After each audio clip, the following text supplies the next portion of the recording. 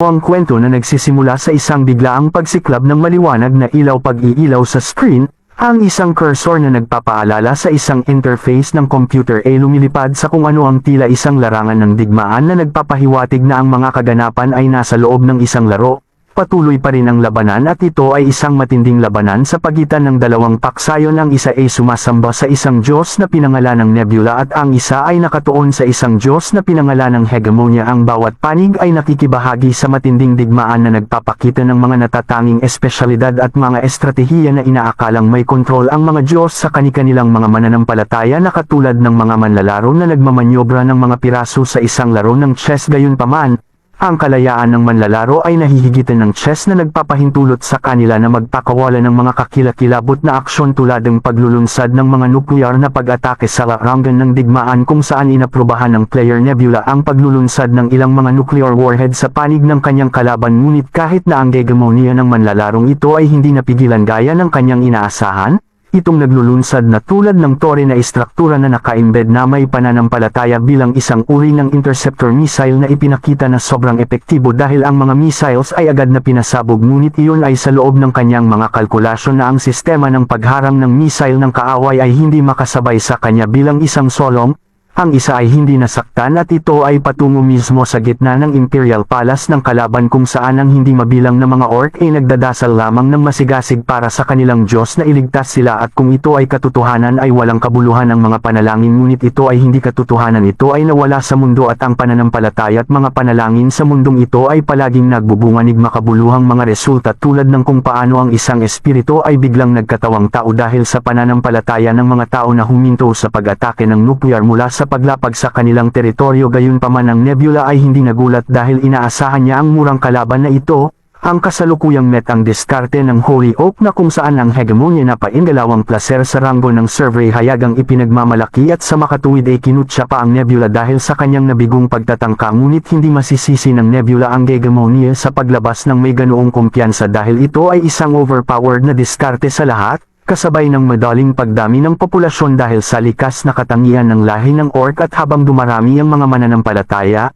ang mga mapagkukunan ng pananampalataya ay mabilis ding nakuha ang teknolohiya sa agham at ang kultura ay nakuha sa pamamagitan ng invasion. Ito ay isang magandang diskarte na patuloy na nakakatanggap ng magagandang pagsusuri dahil ang malaking halaga ng pananampalataya na naipon at ang malaking bilanggi ng mga orc ay nagresulta sa isang kalamangan sa digmaan at ang katotohanan na pinili ng kalaban ang langit bilang kanilang kaharian ay nangangahulugan na alam nila at isinasaalang-alang ang pagpili ng kasanayan ng Nebula, ang kasanayan sa pagbuo ng agham na pinipigil nito sa kanya mula sa paggamit ng karamihan ng kanyang aerial arsenal ay naghanda pa sila sa likod ng eksena upang kontrahin ang kanyang nuclear na pag-atake. Sa nakikitang maaari nilang ipatawag ang isang spirit chain na apostol na may mataas na kalibre sa napakabilis na bilis. Gayunpaman, ang Nebula ay nanatiling hindi napapansin dahil ito ay masyadong halata para sa kanya, kaya kahit na ang kanyang kalaban ay may malaking teritoryo na kahit na umabot sa kalangitan ay isa pa rin itong langit sa itaas ng kanilang mga ulo, kaya kailangan lang niyang magkaroon ng sandata higit pa dito. At dahil sa realisasyong ito ay naghanda siya ng operated military satellite na gawa sa mga sinaunang relics na nilagyan ng ang mga tungkod mula sa Diyos. Maging ang hegemonya ay nabigla nang makita na ang Nebula ay may ganitong sandata dahil hindi niya inaasahan ang ECT. Pagkatapos ng isang sandatang nuclear ay mayroon pa rin siyang mataas na sandata na mas mapanira kaysa sa huling may ganitong hegemonya ay maaari lamang sumigaw sa Nebula upang huminto. Ngunit ang Nebula walang pakialam sa gusto ng kanyang mga kalaban kaya't hinayaan na lang niyang magpatuloy ang kanyang pag-atake. Ito ay ilang tungsten rod, total tinangka pa rin itong harangan ng hegemonya gamit ang kanyang spirit chain na puzzle. Ngunit kumpiyansa si Nebula na mabibigo ito gamit ang pamalo.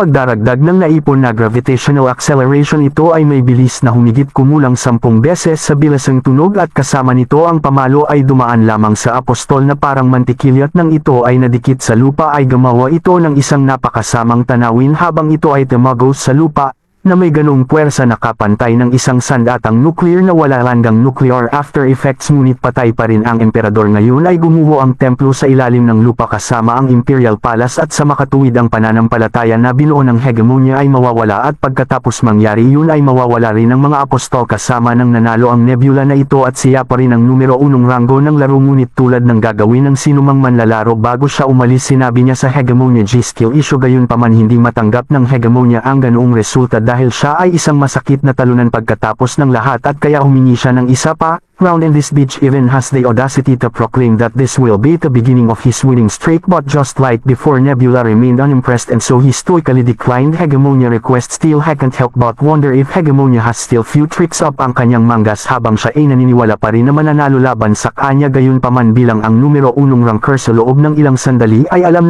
niya na walang magagawa ang Hegemonia na makakagulat sa kanya dahil ang laro mismo ay walang bagong maya-alok at ang katotohanan na nagawa niyang kumpletuhin ang lahat ng mga nakamit na makukuha at napanatili ang unang pwesto sa mga rangguay sapat na isang patunay na ang laro ay wala ng iba pang maya-alok sa kanya at napakabagal ngunit tiyak na nagpasya siyang huminto sa paglalaro sa kanyang sorpresa bago siya umalis sa isang biglang nag-pop up ang mensahe sa kanyang screen na sa una ay ikinairita niya noon ngunit dahil kung sino sa Earth ang bumabagabag sa kanya sa oras na ito ng araw ay nakuha pa rin ng kuryusidad ang kanyang pinakamahusay at kaya binuksan niya ang mensahe upang matugunan lamang nigpapuri na binabati siya sa pagkakaroon ng nag-iisang isa na na-clear ang lahat ng mga tagumpay at ang laro ay talagang pinahahalagahan na nasiyahan siya sa Lost World sa ngayon ngunit ang makita ang gayong mensahe ay nalilito lamang sa kanya. Makikita lamang niya ang mga bagay na ito kapag ang laro ay mag-anunsyo pagtatapos ng serbisyo ngunit dahil sa kasikatan ng laro ay tila ito hindi naman mangyayari kaya nag-click pa siya para makita kung ano pa ang bigla ang mensaheng ito na ikinagulat niya na ibinunyag nito sa kanya na ang larong nilalaro niya ay isang maagang pag-access sa beta at naka-schedule na opisyal na ipapalabas bilang nangunguna.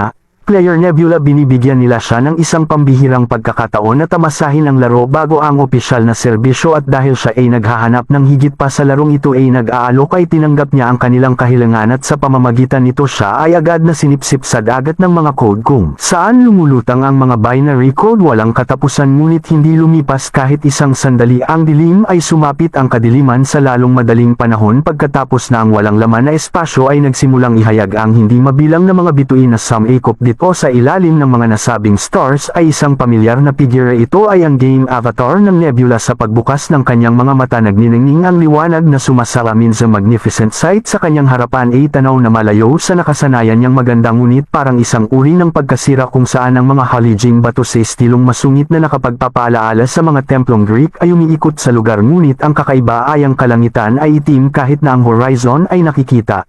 Ito ay nangangahulugan lamang na walang atmosfera na halatang hindi makakahinga ang isang tao kung walang atmosfera at sa pagtingin sa kanyang sarili ay nakikilala niya na siya ay nasa katawan ng karakter na kanyang ginagampanan at kaya siya ay bumangon na iniisip na ang lahat ng ito ay lamang isang matingkad na panaginip. Ang hindi inaasahan ay isang misteryosong figure ang lumapit mula sa likuran at ipinaalam sa kanya na hindi ito at siya ay narito dahil siya ay napili ngunit bago pa siya makabuo ng isang tugon ay ang misteryosong babae na nakasuot ng umaagos na damit ay mainit na tinanggap siya na tinutugunan siya ng kanyang tunay na pangalan Sun. After that she introduced herself as Alden. This instantly raised questions of how this figure got know his real name. Who is this woman? More than that, what does she mean of being chosen? But before he could find answers biglang sumulpo ang mga anino sa paligid na ikinagulat niya noong simula pero alam ni siya ng mga wangis ng anino ay mga ordinaryong tao o mga manlalaro.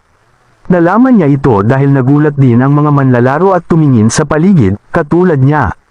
Nang mapansin na alam na ni Sian kung ano talaga ang mga anino, ipinaliwanag na ni Alden kung bakit sila naririto, dahil silang lahat ay nanggaling sa iisang mundo, may pagkakataon na sila'y magkakakilala, kaya ginawa ang iba sa anino para sa isang patas na laro. Pero hindi pa niya ipinapaliwanag kung bakit eksaktong narito sila, kaya nagpasya siyang dumiretso sa punto.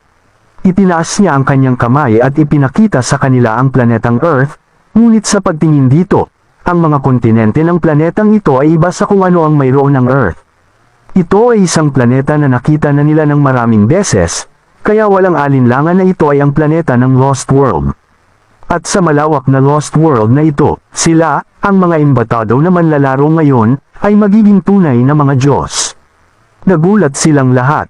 Kahit na hindi naririnig ni Nebula ang anumang salita mula sa ibang mga manlalaro, nararamdaman niya ito ng husto.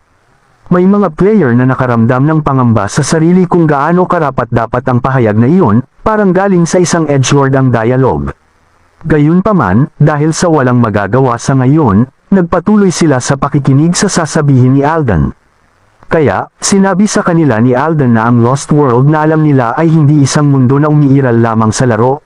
Ito ay isang planeta na iniwan ng mga Diyos dahil sa isang pangyayari sa nakaraan. Sa planetang iyon, umusbong dati ang isang makinang at matatag na sibilisasyon. Namuhay ng magkakasundo ang iba't ibang lahi.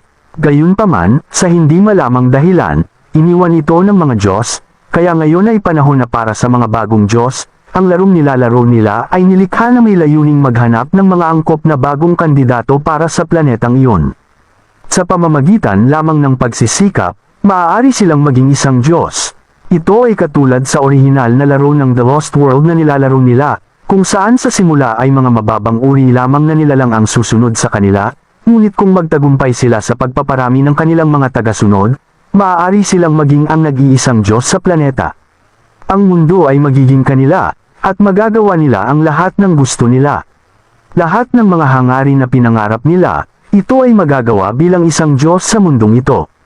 Ito ay isang malaking tsansa sa buong buhay nila, at ang mga bagay na ito ay napakaganda upang maging totoo. Pakiramdam niya ay may hindi pa rin sinasabi si Alden. At kaya, nagtanong si Nebula tungkol sa kung paano kung may sumuko ngayon. Ipinaalam ni Alden, kung susuko sila, babalik sila sa kanilang pang-araw-araw na buhay at mawawala ang kanilang mga alaala sa lugar na ito, para sa kanilang ikagiginhawa. Nagtanong ulit si Nebula kung ito ay pareho pa rin ba, kung susuko ang player sa kalagitnaan ng hamon na ito. Pero sa kanyang inaasahan, hindi nila hahayaan na gawin nila iyon. Nakiusap si Nebula para sa isa pang tanong, na nagtatanong kung ano ang mangyayari kung matatalo siya ng ibang mga Diyos. At pasimpleng sinagot lang ni Alden na kung mangyari iyon, ang divine ending ang sesalubong sa iyo, at tatanggapin ka ng mga ito. Ito ang inaasahan na sagot ni Nebula. Ito ay isang laro kung saan ang mananalo ay maaaring makamit ang lahat, at ito rin ang dahilan na ang mga manlalaro ay kailangang ipagsapalaran ang kanilang buhay. At sakaling ang kompetisyon ay itutulad sa totoong mundo sa larong The Lost World, maaaring kailanganin ng player na ipagsapalaran ang higit pa sa kanilang buhay. Pero napangiti lang si Sian dito. Ang kapana-panabik na pakiramdam ng paglalagay ng kanilang buhay sa panganib ay naging mas kawili-wili ang larong ito para sa kanya, at kaya walang dahilan para siya ay sumuko ngayon. Ngayon ito ay mas malinaw na sa lahat ng mga manlalaro. Hiniling ni Alden sa mga player na nagbabalak na susuko na gumalaw ngayon at abisuhan siya, habang para sa mga nais na subukan ng hamon, ipinakita niya ang mga card para sa kanila upang makapili. Nang makita ito, napagtanto ni Nebula na ito ay talagang katulad sa laro. Ang paraan upang simulan ang laro sa pagpili ng isang maliit na lugar. Gayunpaman, naputol ang kanyang pag-iisip nang mapansin niyang sumusuko na ang ibang mga manlalaro. Nagsimula ito sa ilang mga player, at hindi nagtagal ay sumunod din ang iba. Dahil dito, sinimulan ni Nebula na pag-aralan kung gaano karaming mga tao ang natitira. Sa pag-intindi, ang panimulang bilang ng mga player na dinala sa lugar na ito ay ang parehong bilang ng mga manlalaro na maaaring payagan ng Lost World sa planeta para sa isang laban, at ito ay bilang 32. At sa huli, ang huling bilang ng mga player na natitira ay 27, na marami pa ring kakompetisyon upang maging natatanging Diyos ng mundong ito. Gayunpaman, ang kanyang pag-iisip ay naistorbo muli ng misteryosong babae na humihiling sa kanya na pumili muna ng isang card. Ito ay maaaring mga hulugan lamang na ang pagkakasunod-sunod sa pagpili ay ang parehong pagkakasunod-sunod ng kanilang mga rank. At kaya, isa itong karangalan sa lahat upang unang pumili ng baraha. Ngunit sa pag-angat niya ng card, nanlaki ang kanyang mga mata dahil nabigla siya nang makitang nakuha niya ang isang maliit na lupain sa planeta. Gayunpaman, bago pa man siya makapagsalita, agad siyang dinala sa Lost World sa kanyang naitalagang maliit na lugar, kung saan makikita ang magagandang halaman at isang batis ng ilog, at sa loob ng mga ilog na iyon, iba't ibang mga nilalang ang naninirahan sa lugar. Gayunpaman, mas naiiba ang mga naninirahan dito sa kung ano ang nasa Earth, dahil ang di umano'y Polaka dito ay talagang may maganda at makisig na katawan na madaling matatawag na tatay na, kung gaano ito kadiskarte. Gayunpaman, sila ay may mabuting puso, at masaya silang nakahuli ng ilang isda. Sa gitna ng pangyayari, isang asul na paru-paro sa pagiging misteryoso ang casual na dumaan sa kanila. Ang paru-paro na ito ay familiarity ni Nebula, ito ang nakuha niya sa mga card na iyon, ang maliit na lugar ng mga insekto. Hindi ito mga insekto lamang sa isang mahigpit na kahulugan, ngunit sa halip ay isang kategorya na sumasaklaw, sa ilang lawak, ng ilang arthropod at crustacean. Pero sa 32 na mga lugar na maaaring mapili sa card, ang mga insekto ay hindi masyadong sinusuri at talagang may pinakamababang rate ng panalo sa aktwal na data. Ngunit hindi hinayaan ni Nebula na makaapekto ito sa kanya, dahil ang lahat ay nakasalalay naman sa kung paano ito gagamitin ng mga player. Ito ay compatible naman tulad sa mga ibon, kaya ito ay lubos na kapaki-pakinabang sa simula. Gayunpaman, may isa pang problema. Ang panimulang punto ng lugar niya ngayon ay nasa silangang dulo ng kontinente. Ang lugar na ito ay dehado sa pag-unlad. Nangangahulugan ito na ang mga labanan ay hindi mangyayari ng madalas sa pagsisimula niya. Kaya ang pagkakaroon ng mga tsansa sa pamamagitan ng maagang pakikipag-ugnayan sa iba ay imposibleng maisakatuparan. Sa makatuwid, ang agresibong diskarte na nakasanayan niya ay hindi niya magagamit dito. Sa ganoong simpatsya, ang isang race na kumakain ng mga insekto ay ang magiging isang magandang panimulang lahi na kukunin niya, halimbawa na lamang ay tulad ng mga Poloka. Ngunit ang bumabagabag sa kanya ay ang bilang ng mga tribo. Ang Lost World ay nagbibigay daan sa isang Diyos na magkaroon ng impluensya sa mga nilalang na katumbas ng antas ng faith na taglay nila. Gayunpaman, kung mas malaki ang grupo, mas kaunting mga panganib ang iisipin. Kaya't kahit na maaaring maging isang pakinabang sila upang makakuha ng isang malaking tribo sa simula, may panganib pa rin na kayang ubusin ang lahat ng puntos nila sa faith nang hindi nakikita ang anumang resulta. Ang amount ng points ng faith ay napakaliit upang magkaroon ng anumang impluensya sa grupo ng mga Poloka. Dahil dito, naghanap pa siya ng isa pang tribo sa malapit, na humantong sa kanya upang makakita sa isang desyertong lugar kung saan ang isang maliit na grupo ng mga lizard ay naglalakad ng walang patutunguhan. Ang species na ito ay isa ring mahusay na lahi dahil ang mga butiki ay kumakain din ng mga insekto, at kaya nilang mabuhay sa mga matinding kondisyon hindi tulad ng mga Poloka. Kaya mas napilitan siyang tingnan sila ng malapitan. Dahil dito, napansin niya kung paano lumiit ng kaunti ang kanilang bilang, na talagang napakahusay dahil ito ang tamang dami na gusto niya. Sa kanyang pagsusuri, naglalaman ang grupo ng mga may sakit at matatanda. Dahil dito, napagtanto niya na ang mga butiki na ito ay nagmula sa orihinal na grupo, at ang dahilan kung bakit sila nasa desyerto ay dahil sila ay umiwas sa isang labanan na patungkol sa kapangyarihan. At sa likod ng maliit na grupong ito, may isang binata, sugatang butiki. Napaka-perpektong setup ito para kay Nebula dahil habang nararamdaman niyang inabandona siya ng mundo, mas lalo siyang nahihirapan at napapagod, at kasabay nito, ibibigay niya ang lahat ng kanyang pag-asa dito at kunwari para maging himala ito na nangyari. Ngunit siya ay nagdadalawang isip at nakokonsensya dito. Pero gayunpaman, sa pagkakataong tulad nito, nagpasya siyang gamitin at suportahan ang sugatang butiki na ito.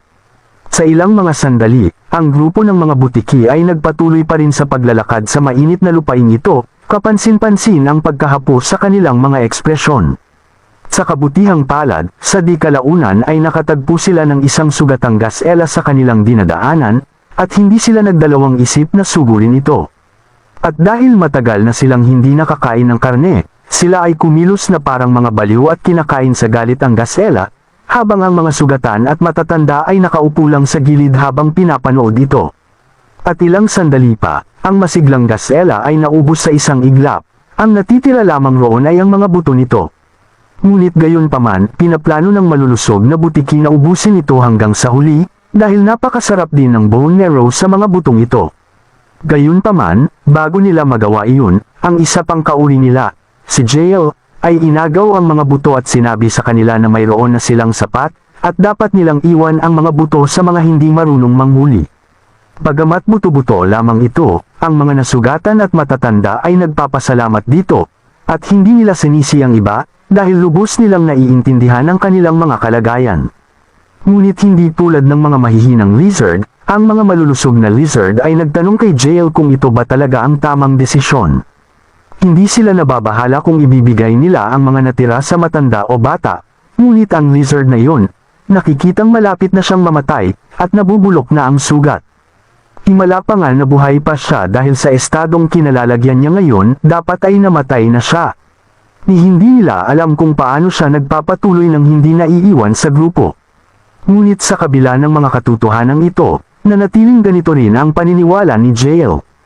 Ito ay hindi lamang dahil sa pakikiramay, Ngunit dahil ang sugatang butiki na nagngangalang Rakrak ay ang tanging lumaban sa isang saber-tooth na tigre nang ang iba ay tumalikod at umatras. Salamat kay Rakrak, walang ibang naging pinsala sa grupo maliban sa kanyang mga sugat. Kung hindi dahil kay Rakrak, marami ang namatay o nasugatan, at sa pinakamasamang sitwasyon, ang buong grupo ay maaaring mamatay lahat. At dahil dun, nauunawaan ito ng iba at na-appreciate ang ginawa ni Rakrak, ngunit nananatili pa rin ang katotohanan na malapit na siyang mamatay, at walang sapat na pagkain upang mapagsaluhan. Kung saan ibinulalas sa kanila ni Jael na sila ay mga walang hiyang walang utang na loob na anak ng isang lizard, pero tila hindi nila pinapansin ang kanyang mga sinabi dahil mas pinapahalagahan nila ang lohikal na pangangatwiran. Gayunpaman, kahit na may ganitong mga pagtatalo, nagpasya silang sumang-ayon sa sinabi ni Jael dahil nakikita pa rin naman nila sa grupo si Rakrak at hindi papatay. Sa paglipas ng araw, sa pagkakahiga ng grupo sa isa't isa, si Rakrak ay nakahiga lamang sa sulok na mag-isa, at dahil sa kanyang mga sugat, nahirapan siyang makatulog ng komportable. Gayunpaman, dahil sa iniindang kirot sa sugat, ito rin ang nagbigay daan sa kanya upang agad na mapansin ang asol na paru-paro na lumilipad lamang sa itaas niya, at tinitingnan ito ng may pagkamausisa, at humantong ito sa kanya upang makita ang tuktok ng isang burol na kumikislap at nagniningning sa liwanag. Nang walang ibang gagawin, tumayo si Rakrak at sinundan ng kakaibang liwanag. Nang makita siyang naglalakad sa kalagitnaan ng gabi, naisip ng iba na sa wakas ay aalis na siya sa grupo.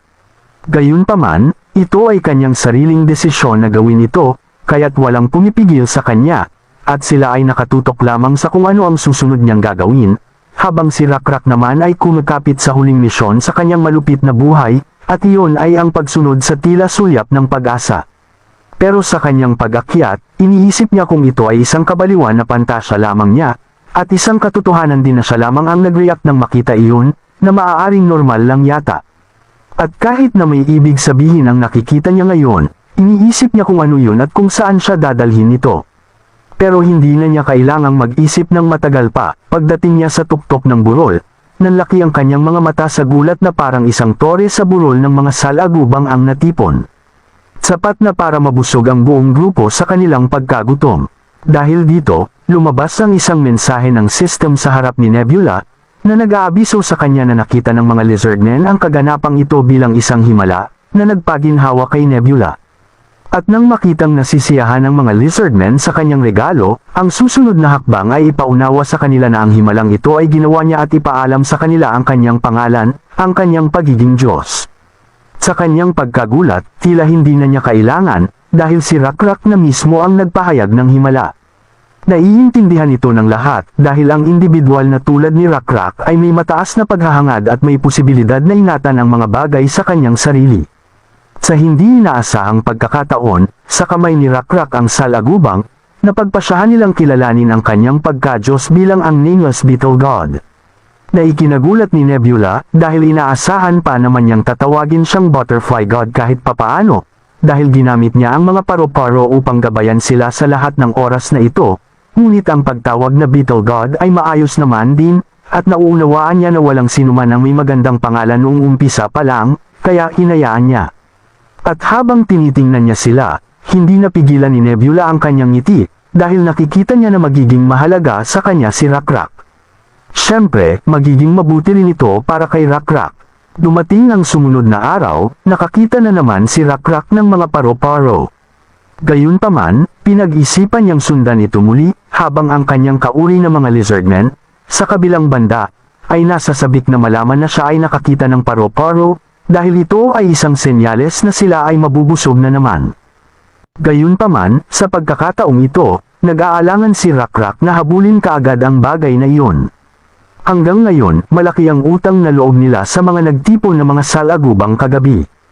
Gayunpaman, maaaring dalhin sila ng paro-paro, sa isang bitag kung iisipin ang isang bagay na makakasama sa kanila.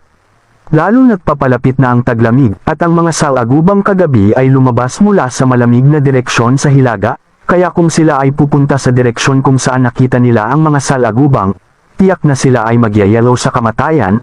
Nang marinig nila ang katwiran ni Rakrak, ito ay naging dahilan upang ang iba ay agad na nagbago ng kanilang isip sa pagkakatakam sa mga salagubang at pumunta na lamang sa ibang direksyon. Pero kahit na ito ang lohikal na solusyon, naramdaman ni Rakrak na hindi nila dapat gawin yun dahil mas walang kakainin sila sa kabilang direksyon. Gayunpaman, sinabi din niya na wala siyang ideya kung ano ang layunin sa himalang nakikita niya, pero sa ngayon, wala na siyang ibang pagpipilian kundi ang sumunod. Samantala, nakita ni Nebula ang lahat at napansin na nawawalan sila ng pananampalataya. Gayunpaman, naunawaan niya na ito ay simula pa lamang kaya makatwiran para sa kanila na kulang sila sa pananampalataya, at wala siyang magagawa. Pero magiging tapat si Nebula sa punto na mas gusto niyang marinig ang isang lohikal na pinuno na tulad ni Rakrak kaysa sa isang pinuno na nabulag kaagad sa himala at pananampalataya. Gayunpaman, kung patuloy na maniniwala si Rakrak sa kanya, tiyak na gagawin niya ang buhay ni Rakrak sa hinaharap na hindi niya lubos maisip. At sa mga sinabi ni Nebula, ang tribo ni Rakrak ay lumakad sa kanilang dinadaanan at sinundan ng mga paro-paro, at pagkatapos ay nagsimula silang umakyat sa isang maliit na burol sa kanilang inaasahang pag-asa. At sa pag-akyat nila sa burol, nagsimulang lumaki ang kanilang mga mata dahil hindi sila makapaniwala sa harapan nila, at nang makita ang lahat ay masyadong natigilan upang makapagsalita ng anuman. Lumingon si Rakrak sa grupo at ipinahayag na ang Nameless Beetle God ay nagbigay ulit sa kanila. Muli silang binigyan ng isa pang himala, at dinala sila sa isang sanctuary kung saan ang makapal na mga damo at mga puno ay pinapalibutan ang malawak na bukal, kung saan umaagos ito sa maliliit na talon at batis. Sa mga nakitang ito, lahat ay naghiyawan sa kagalakan mula sa kaibuturan ng kanilang puso. Ipinagdiriwang ang sulyap ng pag-asa ng kaligtasan na ibinigay sa kanila sa pamamagitan ng paniniwala nila sa desisyon ni Rakrak. Kasabay nito, ang divinity level ni Nebula ay tumaas sa level 2, at ang kanyang level ng maliit niyang area ay tumaas din sa level 2. Sa pamamagitan nito, ang ability blessings of bugs ay magagamit na ngayon. At ito ay isang mahalagang skill na dapat taglayin dahil sa larong The Lost World, posibleng magbigay ng espesyal na ability sa mga tagasunod na sumusuporta sa maliit niyang lugar kapag ang maliit na lugar ng Diyos ay tumaas ang level. Tinatawag itong God's Blessing, at pinahihintulutan nito ang tagasunod na mag-evolve. Ang God's Blessing ay kayang magpabago sa appearance ng species, at ang pagbabago nito ay maipapasa sa kanyang mga alagad. At kung tama ang kanyang kutob, tiyak na may isip at malalaman ito ni Rakrak kung ano ang gusto niya. Kaya nagpasya si Nebula na basbasan si Rakrak at gawin siyang kanyang priest upang maihatid ang kanyang kalooban sa kanyang mga tao. Ilang sandali pa, ang araw ay naging gabi, ang mga lizard ay natutulog ng mapayapa sa ilalim ng maaliwalas na kalangitan sa gabi, at dahil si Rakrak ay isang priest na ngayon, si Nebula ay nakapasok na sa kanyang mga panaginip at nagpakita ng kanyang sarili, pero sa isang pamilyar na katauhan na katulad ni Rakrak.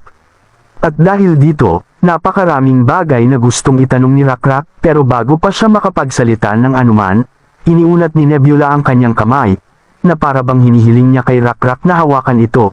Pero tulad ng inaasahan ni Nebula, si Rakrak ay matalino. Alam niya na ito ay hindi hawakan ang kamay niya bagkus iba ang kanyang ipinapahiwatig, kaya nanatiling tahimik si Rakrak, na nag-udyok kay Nebula na ibahin ang kanyang nakalahad na kamay upang ituro ang isang bagay sa ibaba. Sa gulat ni Rakrak, hawak na niya ngayon ang bungo ng isang buffalo, at ng ilang sandali, itinaas niya ito ng ilang hindi mabilang na beses at inilagay ito sa ulo ng kanyang Diyos na si Nameless Beetle God. Dahil dito, naging malinaw sa kanya ang imahe ng kanilang Diyos. At pagdating ng araw, tinipon niya ang lahat at sa bawat detalye ay sinabi niya sa kanila kung ano ang eksaktong napanaginipan niya. At sa pagdinig nito, ang ibang mga lizard ay naghinuha na ang mensahe ng Beetle God na nakita niya sa kanyang mga panaginip ay malinaw, at hinihiling niya siguro na mag-alay sila ng isang buffalo. Gayunpaman, upang makahuli ng buffalo, kailangan nilang pumunta ng malalim sa kagubatan, na napakalaking panganib na sinabi ni Jael. Gayunpaman, iba ang opinyon ng iba sa sinabi niya, dahil naniniwala silang may tungkulin silang gampanan, dahil personal itong ibinigay ng Diyos sa kanila ang sanctuary. Ngunit kahit na may ganitong pangangatwiran, nanatili ang desisyon ni Jael, dahil ayaw lang niyang ilagay sa panganib ang kanilang grupo. Naiintindihan din niya ang kanilang pangangamba, kaya ang ilang lizardmen ay nagmungkahi na isama ang lahat ng mga lizard hunter upang mangaso. Agad namang hindi sumang-ayon dito si Jael, dahil ito ay isang mali na suggestion, dahil kung gagawin nila iyon, sino ang maiiwan upang protektahan ang iba at ang mahihina? Ang argumentong ito ay nag-iwan sa iba na hindi makapag-isip ng anumang alternatibong paraan, at sa gayon ay tila sila ay nasa isang mahirap na kalagayan. Pero sa kanilang pagkagulat, pumayag si Rakrak sa pag-aalala ni Jael. Siya ay isang mahusay na pinuno, at hindi rin siya handang ilagay sa panganib ang buong grupo, kaya iminungkahi niya na mag-isa siyang pupunta sa kagubatan. Agad itong ikinagulat ng lahat, maging si Jael ay hindi nakayanan ang iminungkahi ni Rakrak dahil alam nila sa katotohanan na halos imposibleng makahuli ng buffalo ng mag-isa ka lamang. Nang makita silang nag-aalalang ganito, nilinaw ni Rakrak na napagpasyahan niya ito hindi dahil siya ay walang ingat na magsakripisyo, kundi dahil binigyan siya ng Diyos ng blessing. Sa pagkarinig dito ay nalito si Jael, kaya ipinaliwanag ni Rakrak ang tungkol sa sinabi niya, ipinapaliwanag sa kanila kung paano siya nakatagpo ng isa pang hindi kapani-paniwalang himala. Nang magising siya, ang kanyang sugat ay ganap na gumaling, at ang kanyang mga balikat ay natatakpan ng itim na kaliskis, tulad ng isang salagubang. At pagkakita nito sa sarili nilang mga mata, inamin ni Jael na medyo kakaiba ang nangyari sa kanya. Gayunpaman, hindi ito sapat na dahilan upang manghuli ng buffalo ng mag-isa, na sinang-ayunan naman din ni Rakrak, pero ang tunay na dahilan ay ang napakalaking lakas na nakuha niya ngayon. Upang ipakita ito, hinagis niya ang isang sibat sa isang puno at tinusok ito ng husto, sapat na para mahirap paniwalaan na ito ay nabali imbis na dumikit lang. Ang ginawa ni Rakrak ay agad na nag-iwan sa lahat ng mga lizard sa pagkabigla at hindi makapaniwala. Napakalakas ng impact na ang natitira na lang sa puno ay ang ugat nito, na ikinasindak ng mga lizard. Sa ginawa niya, sabik silang nagtanong kung itinatago ni Rakrak ang pambihirang kapangyarihang ito. Kahit na ito ay isang punong walang buhay, ang ipinamalas na lakas ay lumampas sa kanilang mga kakayahan, kaya't naging maliwanag na si Rakrak na kilala at alam nila ay talagang sumailalim sa isang kahangahangang pagbabago. Ngunit habang namamangha sila sa bagong tuklas na kasanayan ni Rakrak, sa abot tanaw, ang kanilang balak na hulihin ay lumitaw at tumakbo patungo sa kanila. Si Rakrak, na sinamantala ang pagkakataon, ay inihayag ito ng masigasig, na ikinagulat ng mga lizard dahil hindi sila makapaniwala na maaaring mangyari ang ganitong pagkakataon dahil ang isang grupo ng mga buffalo ay palaging lumilipat lamang sa parehong lugar. Imposibleng naligaw sila at pumunta dito, pero ngayon, parang walang kwenta ang kanilang pagtatalo kanina dahil gusto talaga ng kanilang Diyos ang alay na ito. Kaya't nang walang pag-aalinlangan, si Rakrak ay sumugod patungo sa kawan ng mga buffalo at mahusay na inihagis ang kanyang sibat sa gitna ng mga buffalo, na tumama ng may katiyakan.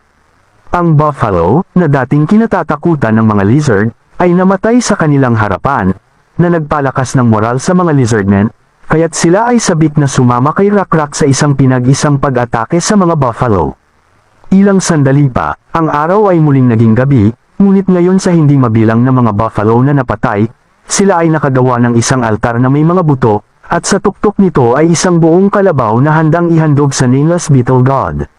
Sa matingkad na dila ni Rakrak, binigkas niya ang tamang mga salita upang italaga ang handog, at sinundan ito ng iba. At kahit na ito ay isang palpak at malamaya na ritual para sa mga mata ni Nebula, ang katapatan nila ay ang mahalaga. Kaya nakuha ni Nebula ang faith na higit sa kanyang inaasahan. Ito ay isang dissenting seremonya bilang isang baguhang priest. At ngayon, iniisip ni Nebula ang panahon na inilaan niya dito, at napaka-worth it talaga. Hindi niya makontrol ang buffalo dahil hindi siya ang Diyos ng ligaw na damo na kinakain ng kalabaw, kaya kailangan niyang maglaan ng oras at pagsisikap mula sa iba niyang kaibigan, ang mga tipaklong. Inilagay niya ang mga ito bilang isang bitag, at sa sandaling kainin ito ng kalabaw, na-control niya ito kahit papaano. Gayunpaman, sa kanyang nakita, kinain nila ang sanggol na buffalo, ngunit ito ay makatwiran dahil sa panahong ito, mahirap umasa ng kaalaman at kasanayan sa pag-aalaga ng mga ito. Ngunit gayunpaman, ang kanilang kamangmangan ay labis. Kaya parang mga ganid pa rin ang mga lizardmen, at hindi masyadong mataas ang suporta ng mga lizard sa lugar na ito. Sa katagalan, ang limited resources sa lugar ay mawawala lamang ng ilang taon, kaya sa kanilang kasalukuyang estado, kasama ang kanilang primitive na pag-iisip, na walang alam tungkol sa pagsasaka o pag-aalaga, ay tiyak na sila ay mahihirapang lampasan ang isang kalamidad. Gayunpaman, kahit na napagtanto niya ito, naunawaan niya na napakahirap pa ring mapagtanto ang ilang kaalaman sa kanilang sarili. At hindi pwedeng sabihin ng direkta dahil ito ay lumalabag sa batas ng kalamidad. Pero hindi ibig sabihin ito na wala ng paraan, kailangan pa nila ng ilang panahon. Kaya kung ganoon ang kaso, ang unang bagay na dapat niyang gawin ay magsimula sa pamamagitan ng pagbibigay ng blessings.